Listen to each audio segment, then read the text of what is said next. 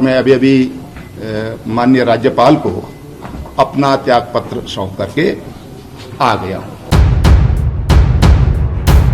उत्तराखंड में सीएम त्रिवेंद्र सिंह रावत के इस्तीफे ने एक बड़ा सियासी संकट खड़ा कर दिया है। बीजेपी के नेताओं ने अब तीरथ सिंह रावत को अपना मुख्यमंत्री चुनने का फैसला किया, लेकिन इन सबके बीच चर्चा उस सीएम आवास की है जहां पर फिलहाल त्रिवेंद्र सिंह रावत रह रहे हैं। चर्चा हो रही है कि सीएम का यह आवास मनहूस है और जो भी मुख्यमंत्री यहाँ पर रहने आता है वो एक पूरा कार्यकाल नहीं देख पाता। अतीत की कहानियों में 3 मुख्यमंत्रियों के नाम उदाहरण के रूप में मौजूद हैं। इसमें पुराने मुख्यमंत्रियों रमेश पोखरियाल निशंक और विजय बहुगुणा के भी नाम शामिल हैं, जो अपना पूरा कार्यकाल ना देख सके। इन तमाम अफवाहों के बावजूद 2017 में इस घर में त्रिवेंद्र सिंह रावत रहने पहुंचे और रावत ने कहा कि मैं अफवाहों को नहीं मानता। अफवाह ये थी कि इस मकान में जो भी मुख्यमंत्री रहने पहुंचता है उसका पद समय से पहले ही छूट जाता है। 2017 में सीएम रावत जब इस घर में रहने पहुंचे तो उन्होंने इसके लिए नवरात्र के दूसरे दिन का मुहूर्त चुना। इसके लिए विशेष पूजा भी आयोजित की गई और घर में पहुंचने के बाद रावत ने कहा कि वो अफवाहों को नहीं मानते, लेकिन अब उनका इस्तीफा हो गया। जब रावत इस घर में रहने पहुंचे तो इस फैसले को तमाम लोगों ने गलत कहा। तमाम लोगों ने यह कहा कि रावत उन अफवाहों को नहीं मान रहे हैं, लेकिन ये बात सच है।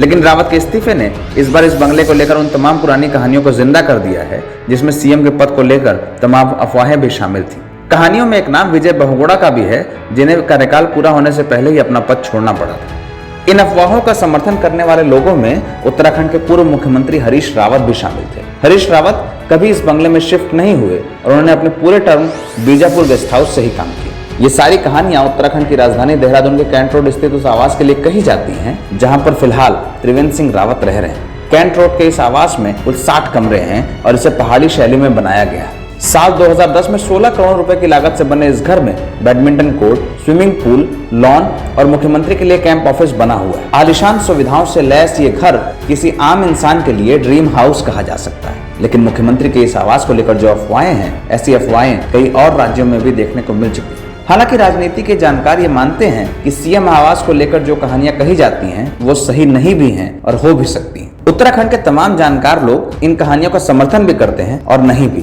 राजनीतिक जानकार कहते हैं कि उत्तराखंड में जो राजनीतिक संकट पैदा हुआ है वो एक ऐसे वक्त में है जब 70 सीटों वाली विधानसभा में बीजेपी के पास कुल 57 सीटें। इतने बड़े बहुमत वाली सरकार में किसी राजनीतिक संकट का होना एक अप्रत्याशित स्थिति हो सकती है, लेकिन फिर भी ये अफवाह पुष्ट होती है कि सीएम आवास को लेकर जो मनहूसियत बताई गई है शायद वो सच हो। लेकिन लोग ये भी कहते हैं और इन कहानियों को गलत भी बताते हैं कि हरीश रावत जो कभी इस बंगले में नहीं रहे, उनको भी यहाँ पर एक राजनीतिक असंतोष का सामना करना पड़ा। ऐसे में राजनीतिक जानकार लोगों का ये कहना है कि उत्तराखंड में भले ही सीएम के बंगले को राजनीतिक संकट का दोष दिया जाता हो, लेकिन ये बात सही है कि प्रदेश में बीजेपी और कांग्रेस के बीच संगठन के आंतरिक मतभेद ही इन राजनीतिक असंतोषों की बड़ी वजह है और शायद इसीलिए 20 साल के इस राज्य में 9 मुख्यमंत्रियों का कार्यकाल देखा जा चुका है।